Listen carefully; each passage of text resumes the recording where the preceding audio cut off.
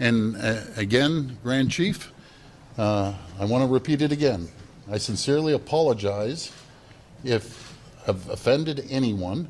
I thought we had a phenomenal meeting, and there's a lot of work to do. We're going to continue to meet. I've been invited up to a lot of First Nations communities because Minister Rickford always promises me he's going to bring me fishing, but he never does. But a lot of chiefs have said, come by, and I've also always said, anytime I go to First Nations communities, they treat me like gold. And that I'll be forever grateful. But we're going to work together. We're going to get through this. And we're going to have a great collaboration. And as I said before, I'll always respect treaty rights. And I'll always respect duty to consult. Because without First Nations, we can't get the critical minerals out of the ground. We can't have the energy that we need, that the whole world wants. So again, Miigwech, appreciate everything. Miigwech. Thank you. Do you accept the Premier's apology, or and how did the meeting go from your point of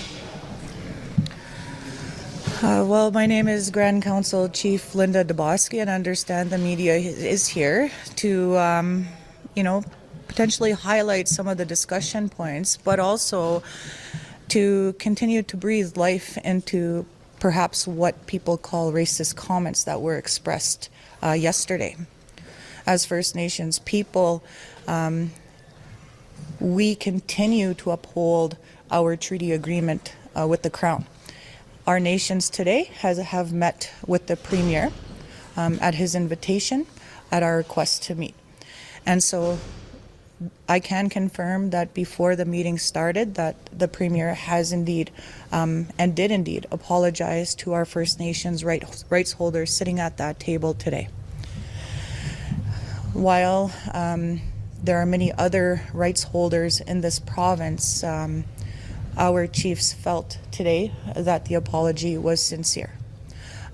We are looking at today as a new day going forward. And there are many things that, while we had many of our First Nations leadership here, our rights holders, we do have to take the conversation back to the remainder of our chiefs who are unable to be here due to crises and emergencies in their communities. And we will, reserve our comments until after that, but we can confirm that the Premier has agreed to continue the dialogue with our rights holders to move forward in a good way. He has fulfilled his responsibility in his apology to our chiefs that were sitting here in the presence of the Premier today. And I know the Premier knows that there is more to do in this regard, and I believe his words. And on Bill 5, is there any change in your view? I know you had expressed deep concern about the legislation and the special economic zones. Is there anything new to say about that?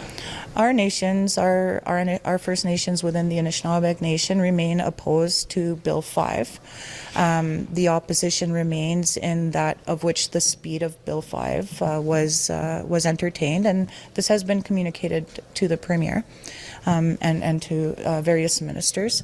The First Nations have, spoken with the Premier, have proposed ideas and solutions, and the Premier has made certain commitments that we're not going to speak to today. We do have to respect our nations who weren't in the room today to have those further discussions and to keep the discussions with the Premier within that realm. We are not here to perpetuate a circus, to perpetuate misinformation. We remain steadfast in the rights of our nations. We remain steadfast in supporting those rights and how our First Nations are going to work with the Crown. And I can commit that I can share that the Premier has committed to continue in having that ongoing dialogue with our rights holders in a respectful way. Are you open to some of those discussions and those proposed ideas? Well, I'm always open for engagement, and we're going to continue on with engagement because, as I said it during the election, I've said it over and over again, nothing can move without consultation with the First Nations communities, because I want the First Nations communities to prosper, and I want to make sure that their young people get the $10 million.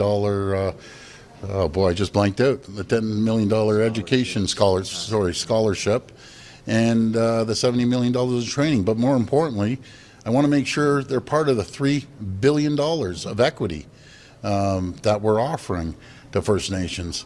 And I feel if they have equity partnership, then they have ownership. And when you have ownership of something, you're going to make sure you take care of it. You're going to make sure whatever that ownership is, you're going to prosper. And I look forward to continuing to communicate.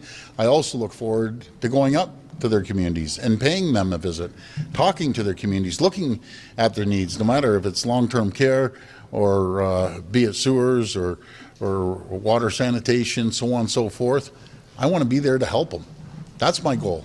At the end of the day, that is my goal, to make sure First Nations communities prosper, because when they prosper, Ontario prospers, and when Ontario prospers, Canada prospers. And